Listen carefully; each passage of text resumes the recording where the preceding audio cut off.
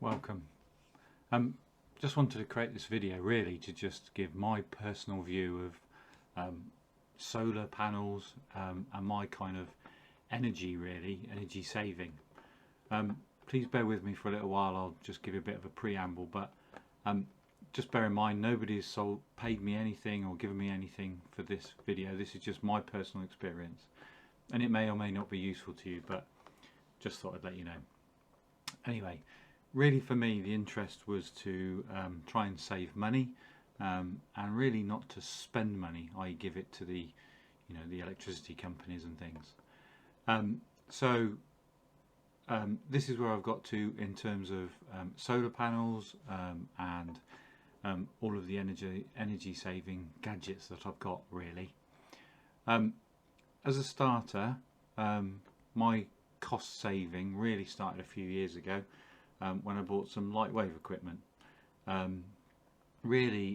was a case of just trying to stop my kids from leaving lights on and trying to just reduce the amount of energy we were using in that way. So what we've done is we've already seen a drop in the amount of electricity we use.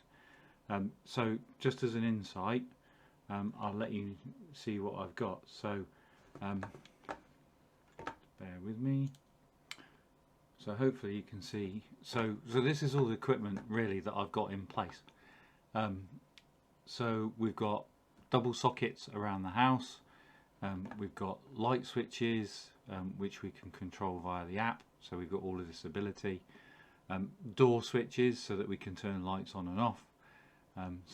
Some light saving equipment in terms of the low energy light bulbs and the rad stats. So just to put it in perspective, we've got a couple of the double sockets.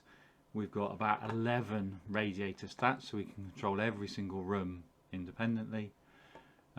We've got 4 light switches and a couple of door switches, and basically we've got to a point now where I've had to set it so that, because the kids just have got used to it, we just turn the lights off every 30 minutes, which is a bit of a nightmare when you're walking up the stairs, but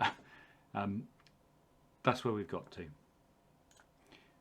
So before I really get onto the solar side, which is really what I wanted to show of my experience of the solar, along with the Lightwave equipment for the energy saving, I just want to give a quick shout out for a couple of YouTube people that I've really been following for quite a while now. And it's the Electricity Vehicle Man, very good, and EV Puzzle.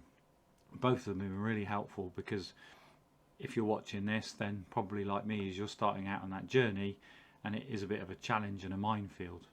So I'm grateful to them for all their help. I've also picked up a couple of websites which have been really helpful. So TerraVolt for some APIs, if you know what those are. Energy Stats UK have been really helpful. I'm not on Octopus Energy, but you can look at, somebody's put together the output or the costs you can get and pay from the Octopus site, which has been helpful, so you can assess whether that's where you want to go.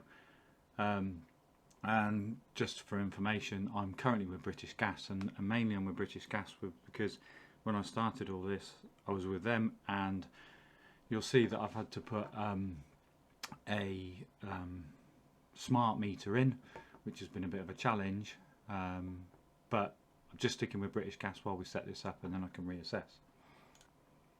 Moving on to the solar panels, this is my house. This was before all the work was done, and I think this is an early morning shot. So what you can see is that the house is facing south.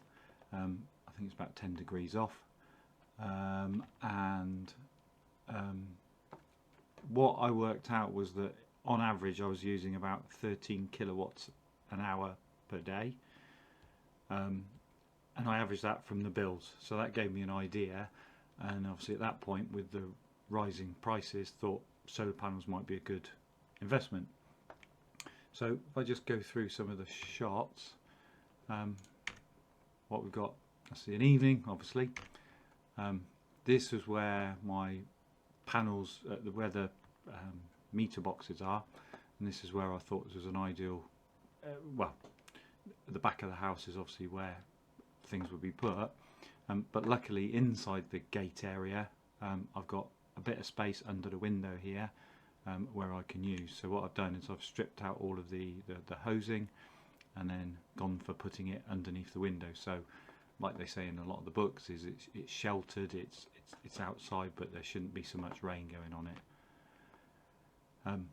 On the day of the install, the stuff turned up. So actually going back on that, I originally decided to go for the panels in sort of November, December time, and at this point I'll give you a shout out to Greg at NGRE, Next Generation Renewable Energy in Oxford, and through word of mouth I contacted him with regards to the panels.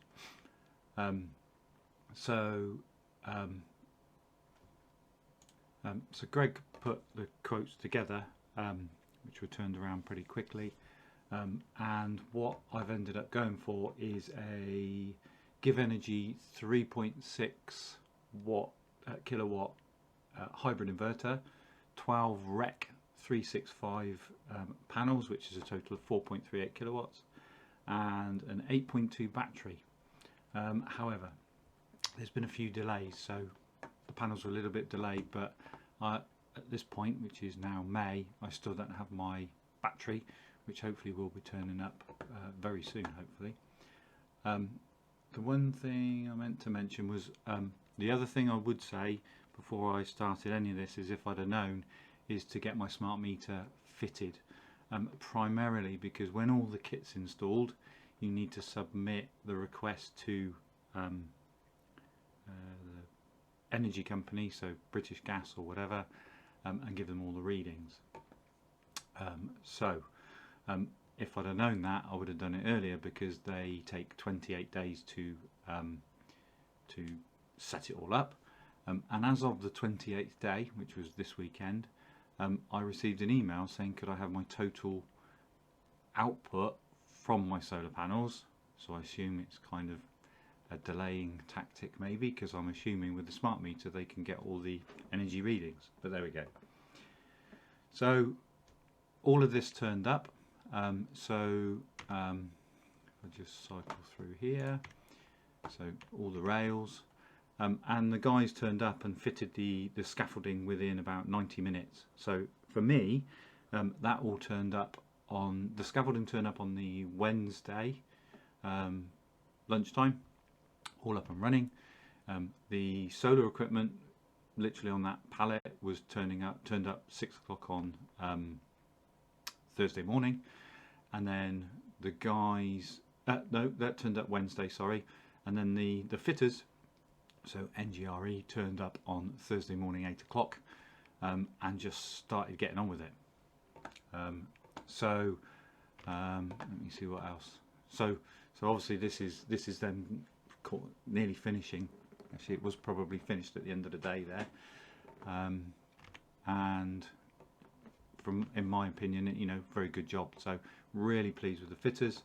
They were very friendly, hard working, and I asked a lot of questions, and they were, you know, they gave me as many answers as they could. So it was really helpful and put me at ease. So definitely recommended.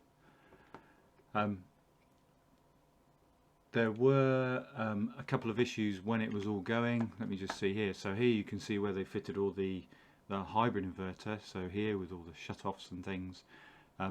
When we started trying to connect it up, we did have a couple of issues just connecting to my Wi-Fi, which I don't know why, but ultimately it got going after a while. So it just took a little bit of time to get going. I think on the estimate, it was quoted at saving 37% energy without a battery and 78% with a battery. On a good day, here we go, shot at night, nice and colourful, if you like that kind of thing, and some watts. So what I have seen on a good day is 3.8 kilowatts, which was kind of expected. And I think as of the other day I'd have generated, so I got it installed on the 24th of March, and so far, about a couple of days ago, I got 627 kilowatts generated and consumed 460. I've imported 246 of those to the grid, but as I haven't set up my tariff because of my smart meter and British Gas, I'm not able to get any compensation for that at the moment, so that's still in progress.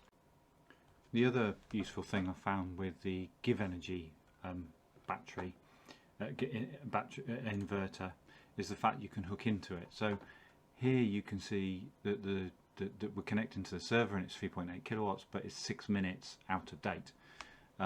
So you can connect to the dongle using the Wi-Fi, so you should be given a password once it's set up specifically for that. Connect into it, and now you can see that we're now collecting to the local device itself, and the updates are now every 10 seconds or something, which is really handy when you're trying to find out how much energy something is using. In this one I turned on the kettle, so you'll see that there'll be suddenly a pull on the house, so I'm obviously running at 1000 kilowatt at the moment. I've now put the kettle on, obviously around about 2 kilowatts, so your tumble dryers and dishwashers and things like that are pulling that, and it's updated every 10 seconds, so it's really helpful to know how long something's going to last and how much it's drawing through. So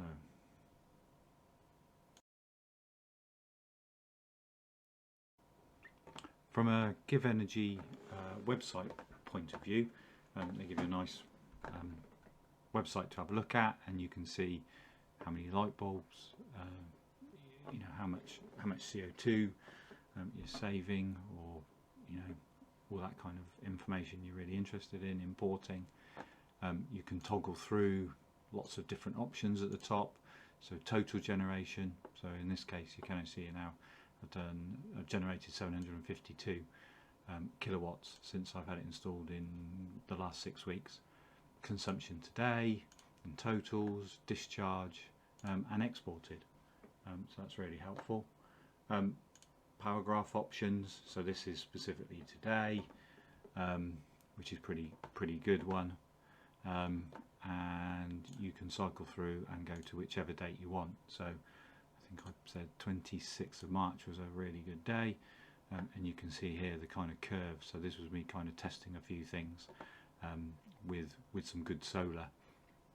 Along the bottom is what I will be paying for energy. The green is the load, and then the yellow is the light yellow is the amount of solar I'm producing. So yeah, and you can obviously cycle through each day, and then I think the 16th you can see here. Actually, this is probably, oh no, that is a good day. Just trying to think, there's some bad days somewhere along the line, but you get the idea. You can look at it, if we look at the energy graph, gives you a kind of idea of what's going on. Again, we can zoom in and have a look, and we get some nice charts then as to what we're doing daily and weekly. So if we go to a weekly one, a bit more helpful, you see in generation to home, grid to home, and then battery. Again, I haven't got that that kind of thing. We can pick the different weeks to get an idea. In terms of totals, we can then go to monthly, gives you a nicer idea that way as well, and obviously we can work out what we're generating, what we grid out, and then total. So this is my total consumption, grid out, my total generation. So there we go, you can see done 730 kilowatts since I've had it. Obviously the ideal thing is that I get my battery. When that arrives, then obviously some of this excess generating to the grid will go straight into the battery, and then obviously anything around 8 kilowatts would be really ideal to charge my battery for my night use. A couple of other things on here. They give you the option of solar power forecast, which is quite handy. That's another website that this specifically links into, and you can get an idea of how the solar is going to be going over the next few days, which is really good if you're going to start turning things on. Weather, my inverter, and tarrif. But as I said before, the only thing that's a bit of a problem is the fact that I haven't set up my my export properly with British Gas, so I'm just waiting for that to come through, and then hopefully I can get a small amount of money for all the excess until my batteries turn up. One thing to note with the batteries actually is that these spikes here, I'm hoping, should go away, because clearly the battery will be able to take these spikes, and then obviously when there's the more solar, that can then refill the battery, so that should all go away. Just got to wait for that. The only other thing, so while I was looking at this, there was let me just bring it forward to today or next few days. So what I did by looking at this was realise that the immersion heater was using 3 kilowatts when you turned it on, and obviously it's quite difficult to get a load of 3 kilowatts, and you can see here, if it was taking this day as an example, I might run it, but I would then pick up the cost when I get the cloud coming or whatever. What I've actually done is looked around, and there was the iBoost product, which has been really helpful. So I installed that last week. I think this was the Thursday that I installed it, and you can see what this does. I think I installed it at the end of the day, is but this is next morning. What it actually does is it tracks the solar. So the iBoost is very clever in the way that it you can set a kind of boundary as to how close you want to get to your generation. So I think in this example I'm going to set it for about 300 watts, and it's flexible to do between 100 and 500 watts depending on what you want to do. And you can see that what it's now doing is it's heating my water in conjunction with the generation, so that a couple of spikes go over maybe when the cloud comes over, but a minimal. So then up until this point I'm heating my water, so by 10:30 in the morning, from whatever time it can get going, I'm then heating my water. This might be washing machine and things like that, but so my personal opinion is, I'm hoping now not to use any gas, so I've stopped my gas completely, and using the iBoost to just heat the water during the day. And obviously with summer now here, less heating, don't need any more, shouldn't need any gas, and I can run a lot of my stuff through the day without any electricity. I'm just picking up the evening load at the moment. Just to finish off, a few numbers. So what I've done is I've checked all my bills way back to 2020, and kind of calculated a cost based on the rates and things. But on average, what I was looking at was between, let's call it sort of 13 kilowatts of energy per day. So obviously the main aim is that with all the solar you're putting that, you're reducing that. What I then did was just took a few, got really quite sad about it, was taking a few bits of information, so working out on a daily basis what was I putting on, what was the weather like. I've stopped kind of doing this a bit now, but I thought let's just do it and make sure that I'm getting the return that I'm expecting to get.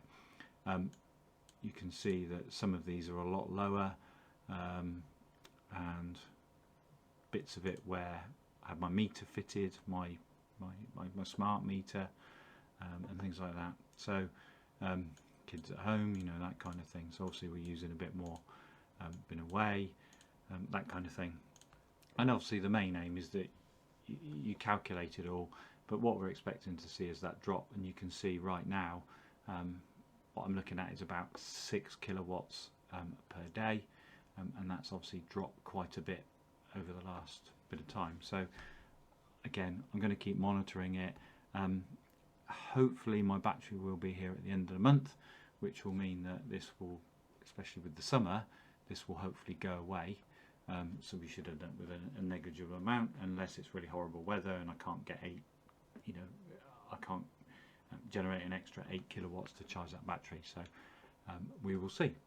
So anyway, I think that's it for now. I would just like to say, hope this has been of interest. My personal experience, as I say, and you might have found some use from it, and good luck if you're just starting to install the solar panels. But yeah, thank you very much for watching. Just as I was putting this together for the sending to YouTube, I realised there was a couple of things that I'd missed or not mentioned. So I've added some bird netting, which you'll see around the outside of the solar panels, and this was really just to stop all the birds nesting underneath. Just thought it might be a good idea at the time it was all being done. The other is relating to the smart meter. About 2 or 3 days after we had our smart meter fitted, it stopped giving any readings, so obviously none of the costs were showing on the monitor. We rang them up recently, so we tried resetting it many times, trying batteries and all the rest, and we just can't get it to work. So we've just spoken to them the other day, and it's going to take them 2 months to get someone out, so we won't be getting a monitor until July.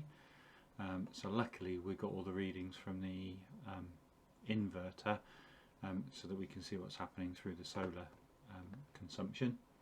And then the only other thing I noticed today while I was just looking, because obviously I'm interested in getting a car, is GivEnergy have actually just put in their product range the EV charger. So that I think is going to be a nice little add-on to the existing kit I've got. So I'll need to have a look at that when that's done, but no costs or anything yet, but might be worth looking at perhaps. Thanks very much. Bye.